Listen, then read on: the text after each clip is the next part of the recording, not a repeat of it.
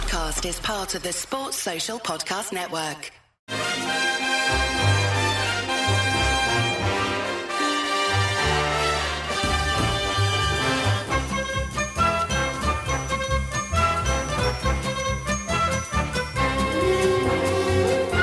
Hello everyone, I'm Chris Wynn. Welcome to How We're the Podcast, and because we enjoyed the one we did last time so much, we're back with another Room 101, or a specifically football Room 101, and it gives a couple of the lads a chance to have a rant or two about things they hate about the beautiful game. I hope you all know the drill by now, but if you're new to this is a show that was presented recently by Frank Skinner on the TV, and it was Paul Merton and Nick Hancock back in the day. And it's where our guests today will raise their football pet hate in the hope that I consign them to Room 101, which is, of course, a torture room from George Orwell's 1984 that contained the worst thing in the world, which might now not be the worst thing in the world, depending on how bad the things the lads pick today to go in there and if they get anything in there. So luckily, we have a couple of gentlemen with me who will try and persuade me to get rid of their football pet hates. And first up is Jonny Hawley. Hello, Jonny. Hello, Chris. Yeah, I'm preparing myself mentally for another uphill struggle here, trying to get you to put something of mine in this room. But what I will say is I thoroughly enjoy every time you intro this one of these Room 101s. The cheeriness in your voice as you describe, of course, a torture chamber from George Orwell 1984. It's a lovely dissonance between the tone and the content there. I love it. Well, I have to get some pleasure out of this, Jonny.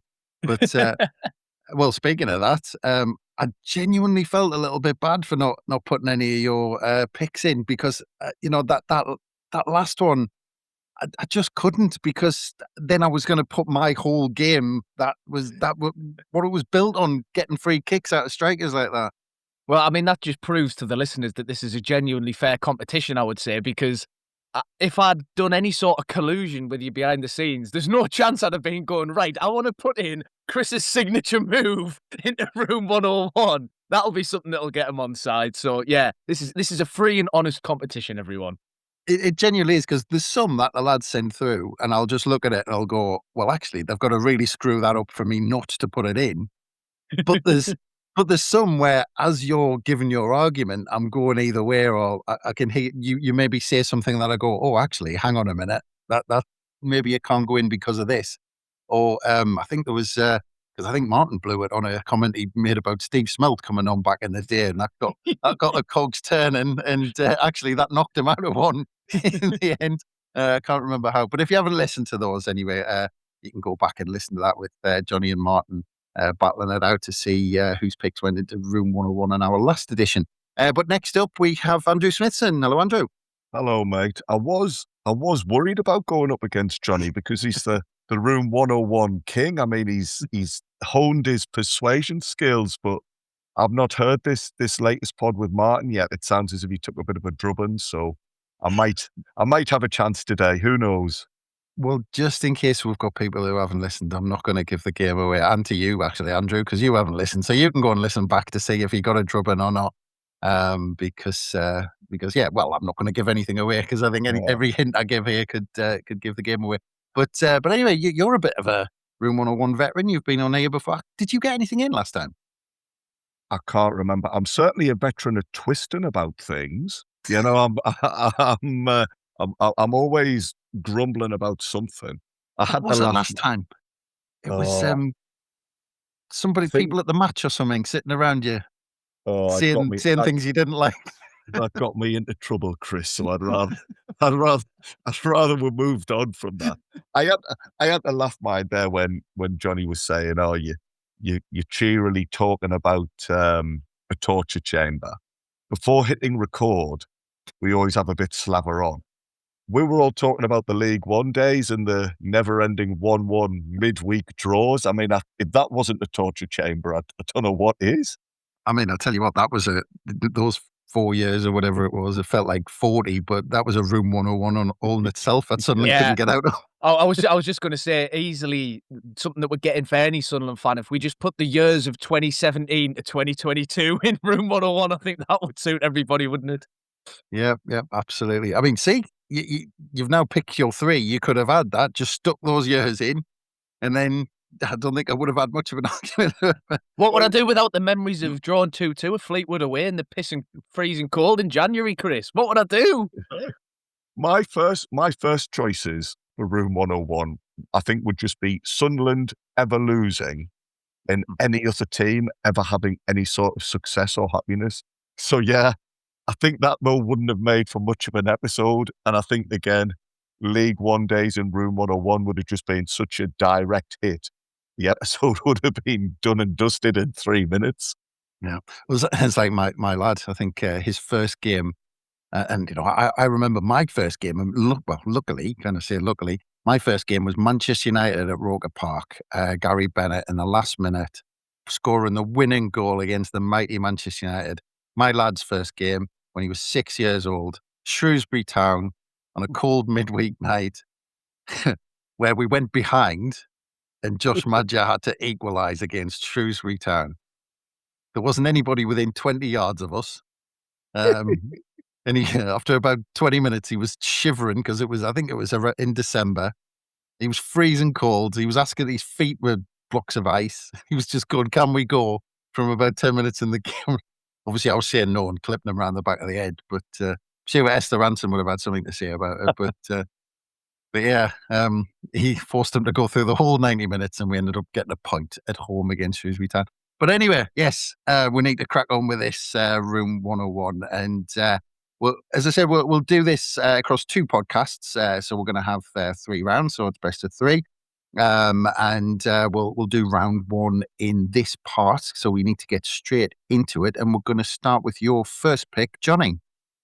So my first pick, and this is something that's deeply, deeply, deeply ingrained into us, a hatred of this. It's the Americanization of the match. I thought it was going to be Right Side Fred for a minute.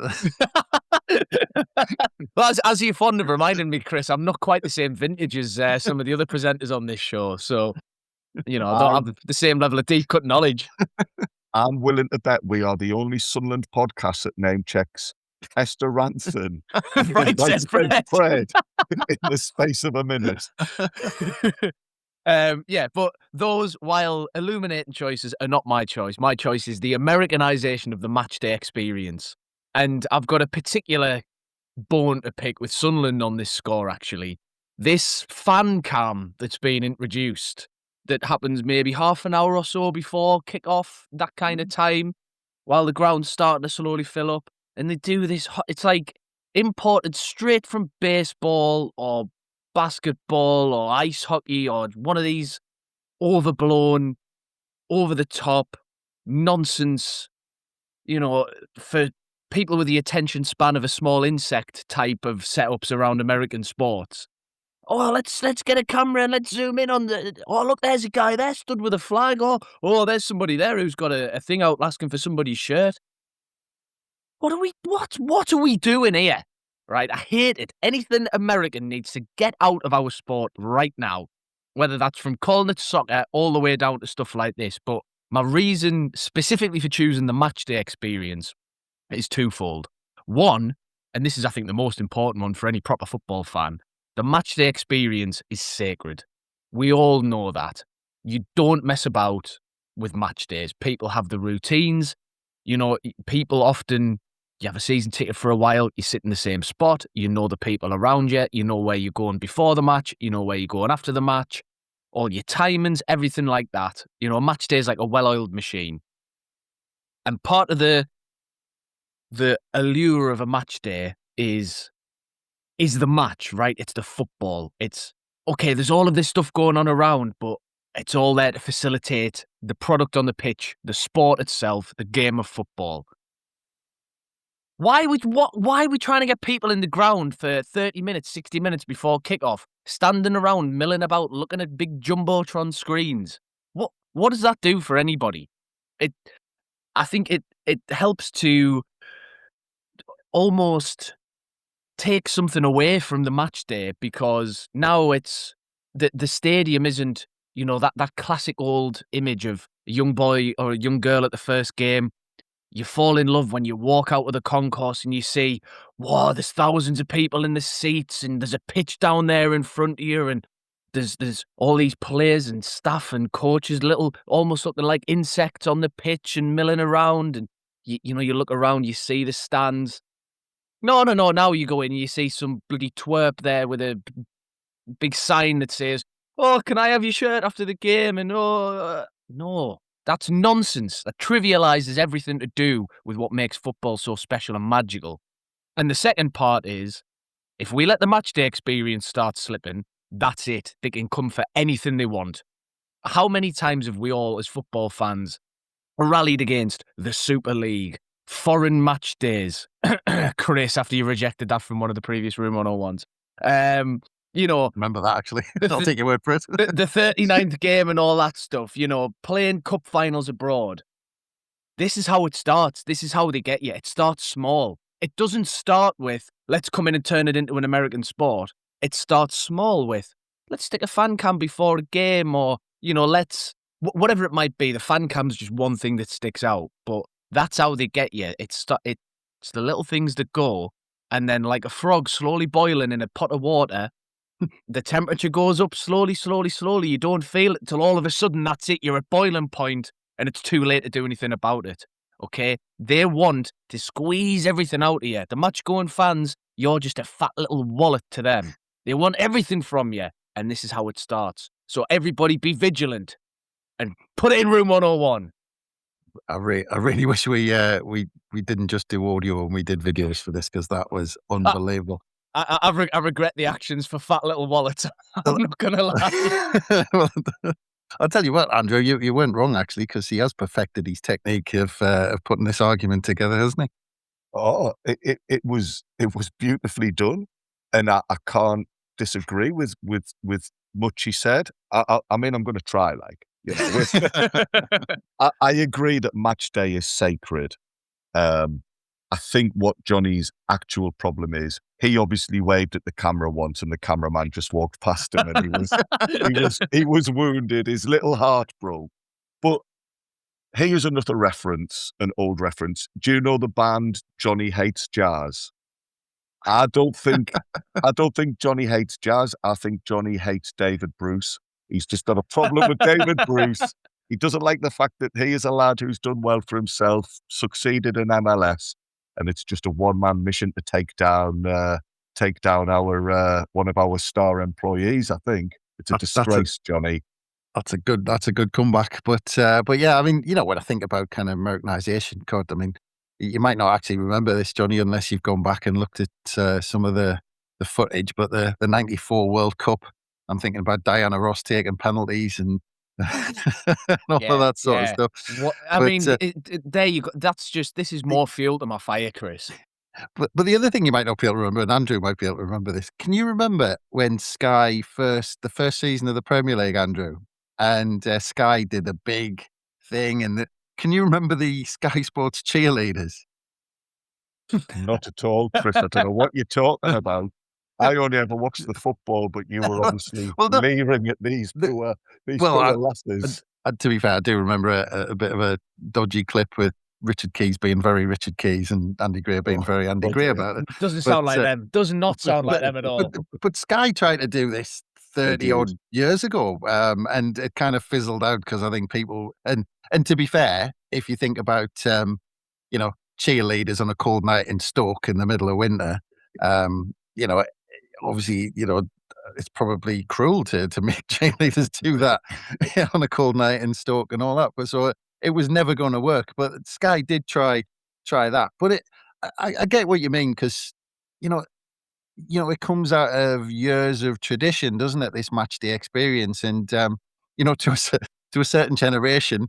And again, you know, speaking of Kelvin actually as well, when he talks about being in the boys' enclosure in Roker Park way back when and all this sort of stuff. But you know, even when I was young, standing the full end, my early memories are of smelling Bovril and the tobacco in front of us. Somebody had rolled one up in front of us, and then basically somebody dropped one in front of you, and you couldn't get away from it and all.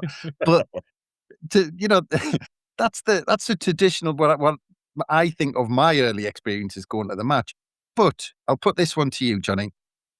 If audiences are changing, does the experience not need to change? there is room for modernisation and there's room for update without a shadow of a doubt. You know, football stadiums themselves have had to change quite a lot since the 70s, the 80s. I mean, not to be Johnny Health and Safety again, but, you know, health and safety moves on and stuff has to change and all that. So to some degree, it's Gets his unavoidable. paperwork out. According to subsection C. No. But so you can modernise, you can update, right? And tastes change. But there's a difference between tastes changing organically and tastes being tailored by what is being provided and what is being pushed on people from the corporate executive side of modern football, which I think most of us again would probably agree do possibly more harm than good a lot of the time in football. You know, I don't think anybody could say that football has been unequivocally only improved by the C-suiteifying of boardrooms. And let's just leave that one there because that's a whole other podcast on its own. But okay, you know, you might sell 10% more stuff from your concession stands if you get people in X amount of minutes early. And I don't want football to be governed by spreadsheets. I don't want football to be governed by, you know, what brings in the most extra money per cost outlay, you know, all these different metrics and business insights and whatever else you want to throw at things. Football's an emotional game, right? The experience of going to a football game is something that's deeply personal to people. It's something that's a fundamental part of your identity to a lot of people who go to matches regularly, right? So I just think we all need to be able to take a bit of a stand sometimes and be able to push back and go, hang on a second, guys. No. I don't care if it gets my football club an extra £100,000 a month, right? To start chucking in all these gimmicks and all these little, you know, flashy lights and sparklers around the edges of the match day to try and entice in casual fans. No, that's not what football should be about. That's not what football clubs should be about. And as I say, it's always small that it starts. It's little things. It's let's have a bloody fog light display before the games and have the lights flash up and spin around the pitch, which looks rubbish during the day, by the way, David Bruce. Yeah, that should only be for night games. I should just say, actually, I think David Bruce is doing an exceptional job. I think he's excellent for our football club. This is in jest, but it's stuff like that just it starts diluting what it means to be at a football match. It turns it from a game of football to a spectacle, an event, you know, something to be consumed rather than something to be involved in. And that's a big problem. We got to stand against it, guys. Come on. Well, I'll just pick you up on that because I mean, to be fair, it is if we get very close to some of the clips you see from American, and I'm going to soccer, I'm going to call it just to distinguish it between. Right, you're going in room 101 now, just to show that I'm talking about their football, their soccer over there. When you see the stands, when there's one person at the front getting chants started, and that's his job. But actually, I picked you up on that because you were saying there shouldn't be events. I will say that you talked about the way Sunderland have done it. The start of this season, one of the points we were praising the club for was making each game a massive, big event that people that had some sort of a hook, you know, whatever it was, and we made it a big thing, and we put everything around it. We put the fireworks on. We did the pre-match preamble, whatever that might have been, or we built it around an event, you know, whether it was the bridge opening or it was something. That's what we made it. But I'll give you a counter example, right? Before the home derby, how incredibly amazing was that hype video of Xhaka tapping the microphone and, you know, giving that speech and the montage, and it ends with "How are the lads?" and then everyone goes up and roars and the place was absolutely electric. And then we play Fulham at home and we have the same video, giving it as if it's the same level of occasion and "How are the lads?" Okay, yeah. And then we play Bournemouth at home and we play Brighton at home and we play Brentford at home and we play Crystal Palace at home and we play Burnley at home. And every single game we have the same video with a montage of all these incredible moments and "How are the lads?" Doesn't quite hit the same the 10th time, does it? or the 15th time or the 20th time. It's the rarity of these things is what makes them special. The West Ham game, that was an incredible event, an incredible atmosphere, but it was so good because it was our first Premier League game and our first Premier League home game. The football was what informed the occasion rather than the occasion informing the football. One last point before we go for a break, Jonny. And we're talking about making each game an event. And you pick up on something you said earlier on where you said the main bit, the best bit is going to the game. And it doesn't need anything around it. I'll put this to you, actually. Home and away, how often is the best bit of your day or weekend the 90 minutes of football? Now, that's a very loaded question because we're all Sunderland fans. And as Sunderland fans, it's exceedingly often the case that the worst part of any day is the football. Whether you've gone to the match, listened to it on the radio, check the score afterwards, usually you're coming away from that worse than you went into it, aren't you? No, listen, like I say, I take the point that there's improvements to the matchday atmosphere. I just think there's a line between the football being centre stage and the football being supported by what's put in place around it to G up the atmosphere and get the crowd going. That's different to what I view as these more gimmicky, tacked on, just alien things around a matchday experience that don't sit right. It's not part of the English football culture. And the reason why everybody values our football so much is because of, as you said before, the traditions, the pyramid, the away ends. There are plenty of countries where you either don't really have away fans go to games, or if they do, they don't do it like we do. All of these idiosyncrasies that make English football what it is, they need to be protected. We shouldn't try and homogenize and be like everybody else. We should be unique and different and proud of it. All right. Well, before we go for a break, I'm going to throw it to you, Andrew, for one last chance to either pull it apart or poke some holes in it. I mean, he does make a really good point. I mean, I don't agree with anything he says, but the way he said it has got me changing my mind. But I'll ask you this, Jonny, if I may. Are you telling me that if somebody was walking around with a T-shirt cannon, just taking pop shots at people, maybe somebody's not watching, they're on the phone, they're not paying attention, and suddenly gets picked off by somebody with a T-shirt cannon? You're telling Get me that one to David Bruce, by the way. That's exactly. Brilliant. You're telling me that wouldn't make you laugh, or somebody who's been annoying you throughout the first half, being, I don't know, slagging off the tactics or something. Just give the steward a nod, see if he can be taken out with a T-shirt cannon. If you can promise me a T-shirt cannon sniper service in the East Stand of the Stadium of Light, I'll walk all of this back and I'll give you the round. If you can't promise us that though, then hey, listen, I'm sticking to my guns. I'm thinking for anyone who's seen T-shirt guns. for anyone who's seen Semi-Pro with Will Ferrell about the basketball, and they did one at halftime where a guy who was really stoned had to throw it from the kind of halfway line on the basketball court, and he got it to win the money, which of course Will Ferrell didn't have. I mean, if they get people who've had a few too many at halftime to try and score from the halfway line or something like that, I mean, Jonny, Americanization works in that sense if you play a game like that. Nah, stick to good old British two blokes racing each other from the halfway line, and one of them slide tackling the other and snapping them in half like that Plymouth fan a few years ago. You're good. That's a great comeback. But anyway, we'll go for a quick break now before Andrew gives his first pick. So we'll be back in a minute. Kraft Mac and Cheese is better than 90s hip-hop.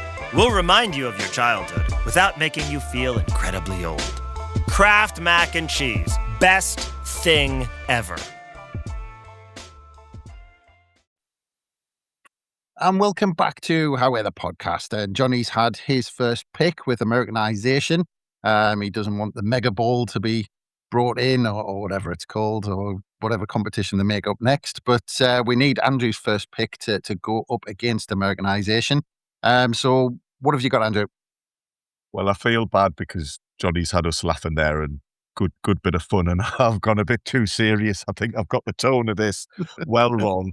I would like, please, to get rid of the sheer proliferation of gambling sponsors in football, Chris. Now, listen, I know it's a sticky wicket. Gambling in the UK is perfectly legal. Plenty of people enjoy it to a healthy level.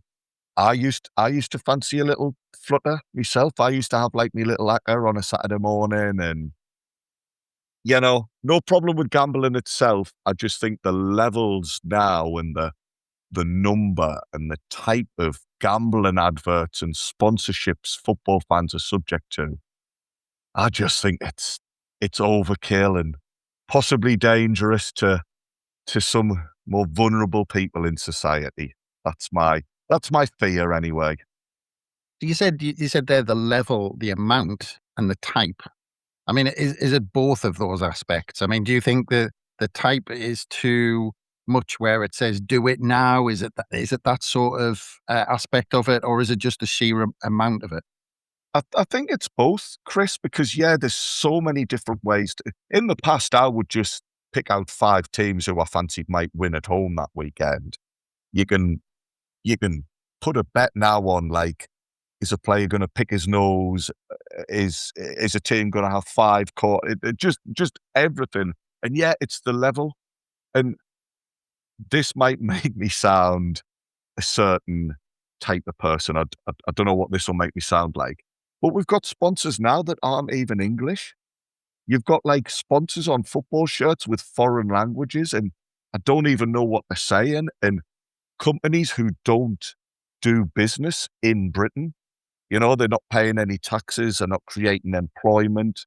Again, I appreciate I'm sounding very, very. I'm one step away from making.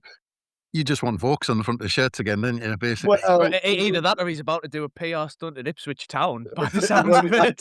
That's my concern. And bravo, by the way, to Norwich. Norwich's response to that is just...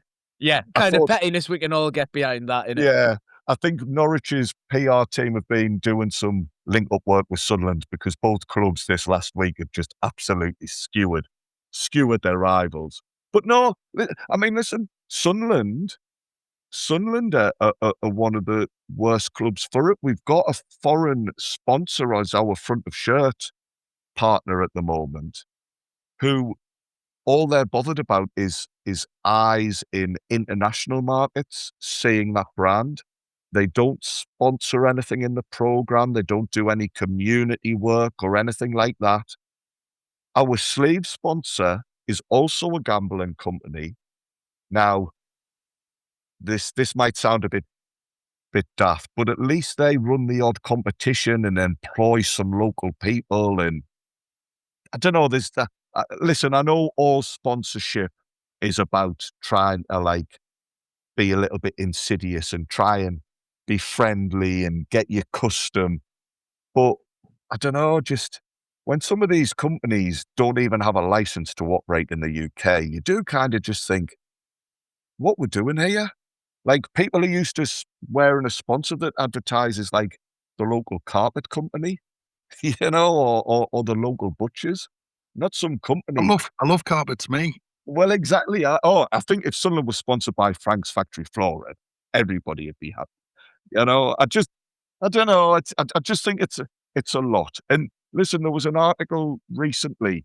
Bournemouth, Fulham, Burnley, and Wolves all have main shirt sponsorships with a betting website which lost its British license, and it came after an investigation that this company failed to carry out sufficient checks on its business partners and breached anti-money laundering rules. I mean, that's pretty... We don't want our clubs wrapped up in that.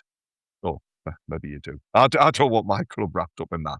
And the BBC is a follow-on from that in February, said that the government were going to have to start a crackdown on gambling firms that were not licensed, and there was the potential to ban them from sponsoring sports teams. MPs were saying they're worried about like the risks from these unlicensed markets, companies not following guidelines and data protection and financial vulnerability checks. There's all sorts of issues around it. There's going to be a consultation into it. There's been links with some companies that sponsor English football teams. They've got links with organised crime, for Christ's sake. I mean, I know Jonny thinks a fan cam's a bit of a crime against society, but it's not great. It's not great. And there's the problems with addictions to gambling. And I know that next season, to be fair, the Premier League are bringing in changes. They're going to no longer allow gambling on the front of shirts, but you can still have it on the sleeves. You can still have it on the back of shirts. Championship clubs can be sponsored by whoever they want. Alcohol's been banned. You can't advertise alcohol now in football. Gambling has similar social issues connected to it. And I don't know. I mean, listen, I get it. If you're a business and the best offer you've got, the best package you're being offered and you're being given the most money, it's coming from a gambling firm, I can understand that. I just feel there's a line, and could we maybe just bring back Reg Vardy? I mean, cars don't have any damage to the planet or issues with society, do they? So we could all be fairly happy sponsoring a former car dealership, surely. And you'll go straight out and buy the retro tops with Vaux on and Latins and Scorpion Lager. I'm the biggest hypocrite going, Chris. I'm a massive hypocrite. Well, I'll defend him there, because we all know he's a hypocrite because he's a football fan, and all football fans are hypocrites.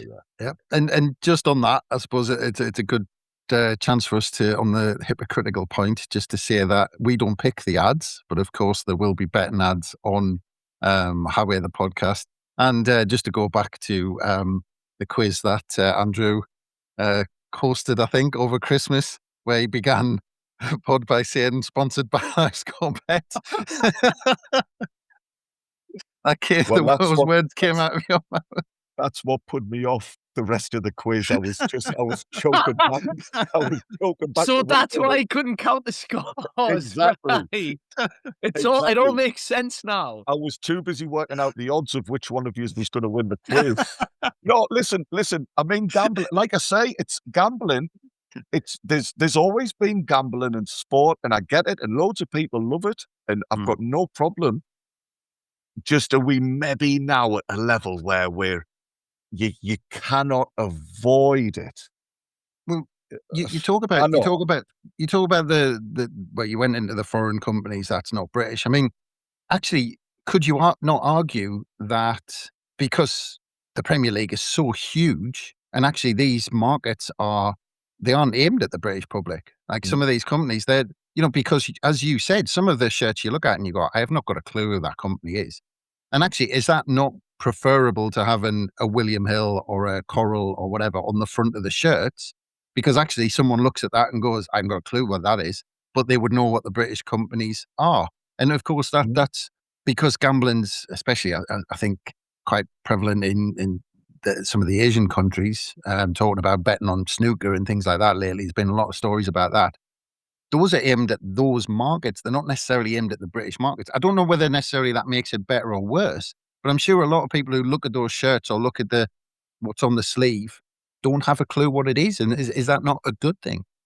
That's an interesting point. That's a fair question. And again, listen, I understand for the Premier League to be successful, we want fans from around the world being involved. So I see where you're getting, but I'm now going to make a proper. This is not the argument you're making, but I'm just going to say it just for the laughs. So if it's in a foreign language, are we happy wandering around town on a Saturday before kickoff, advertising like a foreign arms company or a foreign, I don't know. I've already complained about Americanization, Andrew. You don't need to restate the same point. Oh. Have I got news for you on the phone? But no, like the only one he hasn't been on, I think. It's the only format we've not nicked, to be fair. But no, if it's in a foreign language, are we fine to just wander around advertising like the sex industry or something. Sorry, Jonny, Where'd you I know pull that one from? When you know that well-known industry who, count on being on football shirts to promote their business. No, listen, in all seriousness, I can understand what you're saying about, if it's in a foreign language, that actually might be less damaging. But I don't know, it just all feels, like I said earlier, it all just feels insidious how it's creeping and creeping, and you're going to end up in a period when you cannot see the red and white stripes because you're advertising 4 or 5 different gambling firms, and just where's the good old alcohol and cigarette sponsorships from back in the 80s? That's what we all want. We just want to go back to our traditional methods. We want Benton and Hedges back up front. Yeah. But, just kind of just to build on that, Andrew, because I mean, just ask you the overall kind of question, right? Because I kind of get the ones, and I don't know if these might have stopped actually, but I remember at one point every advert break in a Premier League game, it would say, "These are the latest odds. Get on this." Yeah. It's and hey, we're going to Bet give you in play now. yeah. Of course, they always had a Cockney accent and they're talking about it, but they would say, "Oh, we'll give you a boost. Get on now. We'll give you a free boost, and we'll give you this and special odds if you get on now and do this." Now, I can see that being wrong, and I'm fairly certain they stopped doing that because I haven't Yeah. seen one for a good while. But I can see that where it's telling people who might have a problem, it's giving them an urgency. It's saying, "Do this Yeah. now. This is a brilliant deal. Get on this." But is that not different to the front? Being on the front of a shirt or a little badge on the sleeve where, what does it matter? Is a little badge or something going to go to somebody? And I don't know. I'm honestly asking the question. It could be somebody might come on and go, "Oh, it really does," because when I see that, I think of that and blah, blah, blah. But I'm trying to think, does that really trigger someone to go, "Oh, I've got to get on and make a bet now"? Or is it not those urgent ones that tell you to do it now, which I think the banned were actually the things that were bad in terms of what we're talking about? Yeah, again, that's another fair point, Chris. Yeah, there could be some really damaging adverts in the past that really did play on the more vulnerable people like that. Yeah, making it feel urgent and just tempting people who are trying their best to stay away from it. And hey, listen, it's a free society, and I don't want to. Addictions can be really difficult. I know they're really difficult, and I'm not belittling anybody. I don't wish to belittle anybody who has them, but there might be an argument to say, well, you've got to take some self-responsibility. I get that. I do accept that. And yeah, there's got to be a line drawn somewhere, and where do you draw it? Is a small sleeve sponsor going to be the thing that triggers somebody into a life of addiction and a life of debt and misery? Probably not. But I just think moderation. And you're quite right, mate. We've made some steps in that area, but could we just be a little bit tighter and a little bit more? Because as well, it's not just the shirt. If you're sat in the ground, every other advert on the electronic hoardings will be a gambling company. You go down to the concourses, most grounds have gambling terminals, and just could we maybe come to a bit of a happy ground where people who like a bet can still do so, but somebody who wants to avoid it, equally, they can go to the match and not feel as if it's thrown down shoved down their throats. Yeah, well, I'm going to bring Jonny in on this because it is a tough one, and like Andrew says, he says to moderate it, but then there's the argument: where do you draw the line? And like you say, it's for people who might want to avoid it, but then there's lots of people out there who enjoy a bet, and it doesn't get them into trouble. I enjoy a bet. I like putting an accumulator on every week. I literally put a couple of pound on, but that's just the way I do it, and I know some, of course, people have problems with it, and they're not able to maybe have that control, but then, do you go to the full length and say, well, there's some people with problems, so we're just going to get rid of it altogether? And it's a tough one to judge, isn't it, Jonny? No, it's a really difficult one, and I find it tough to argue against Andrew, really, because I think basically agree with him. So instead, I'm going to take a different tack and try and prove that he's really making my argument for me again. So Get in. gambling sponsorship, too pervasive in football, big problem. Sponsorship in general, usually pushed to the extreme by Americans and American companies. Gambling, where's the gambling capital of the world? Las Vegas, that's in America. So really, in a sense, if you think about it, Andrew is essentially complaining about the Americanization of the Matchday experience, just in terms of the gambling sponsorships. So really, he's arguing for me, so you should put mine in room 101. There was me thinking I was some sort of woke warrior. And really, I just fell into your trap all along, Jonny. I've been such a fool. You've been bamboozled. Don't worry, mate. It happens to the best of us. Aye. Well, you put up a good argument, Andrew, but I think it's time to see what's going into room 101 for that first round. And I'm going to start off with yours, actually, Andrew. And I'm going to start off with an apology because I'm not sure it can go into room 101 as a thing. It's just, for a start, I think our podcast might look a little bit hypocritical for a start. And then you introducing a podcast with a betting company and then saying we should get rid of it. Chris, I know I've put you on the spot. I know I've made myself look daft. That is part of being a football fan. So I take that on the chin. Absolutely. It's like the, moving with the wind as people do with performances. But yeah, look, but it's a good debate to have. And I think it is a debate that it needs to be had. And clearly there's people who are having it because there are changes being made. But there's also that thing that, that do you change something because it impacts a minority of people? And that's a huge, big can of worms that I don't really want to get into at all for any subject. But there's, there is a discussion now. But today it's not going to go into room 101. But Jonny, Americanization of the game absolutely has to go into room 101 because, again, I'd like to think that what is currently happening will go the same way as what Sky Sports did 30 years ago. But I do think that we are now diluting, and we'll probably come on to it in part two, some of that discussion, because we are diluting what we think is maybe the football fan and the atmosphere. And by doing that, I think we're naturally just going to change the matchday experience, which is just naturally going to bring in Americanization. And I think the more we can do to stop that from happening will hopefully protect, I suppose, the experience that we'd expect from going to football, because, you kill that and then what have you got left? So you after a great start, Jonny. Well done, mate. Get it. So it turns out all I need to do is make sure I fine-tune my choices so I'm tuned exactly to Chris's sensibilities, and I can't lose. Don't pick his signature move on a football pitch. Do pick his pet hate about the matchday experience. That's it. We're on, boys.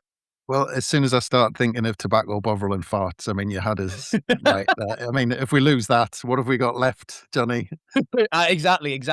Had you a dropping one in the full well end, didn't I? Yeah. And apologies, Andrew, because I just didn't want to be a hypocrite, mate. No, not at all. Listen. I'm fully aware, and I know it's a complicated topic, and I'll cross the lines. But can we hurry this up, please? I've got Tom Bowler on the phone. I want to talk to me about doing a sponsored read through for them, so I need to be off the line. Hurry up. Well, with that at stake, it's best to leave it for today. But it just leaves me to say thank you very much, Andrew. Thank you very much, Jonny, for your time as always. And we need to say thank you again, everyone, for listening. We'll have 2 more rounds in part 2. The lads will be back. And we've got picks that I can't wait to hear rants on in that, if I'm honest. But that is all for part 2. That's all to come. And until then, it's bye for now.